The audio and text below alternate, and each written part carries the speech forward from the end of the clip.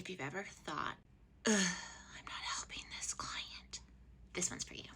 My name's Cassie, therapist and supervisor, and this is my series, What I Say When, and we are at over 20 parts of this series. So let's talk about what I say to my supervisee when they feel like they're not being very effective with a client. The first thing I'm going to do is normalize that we've all been there where we feel like we're not being very effective, and that sometimes progress is so small, so minuscule that because it's not dramatic or it's not fast, you feel like nothing is changing or nothing is happening. In reality, things are kind of happening underneath the surface. The second thing that we would discuss is that, like, let's zoom out from our one session and look at like the progress of all of your sessions combined.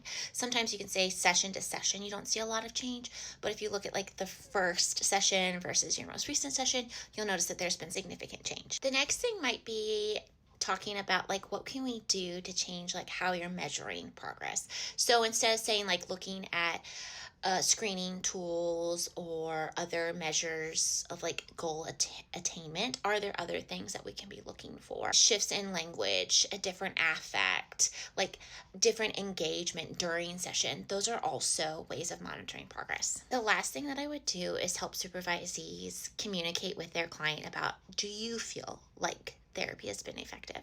Because you might not think something is effective. You might not think that we're progressing, but this isn't your therapy, it's their therapy. And so what they think actually matters more than what you think.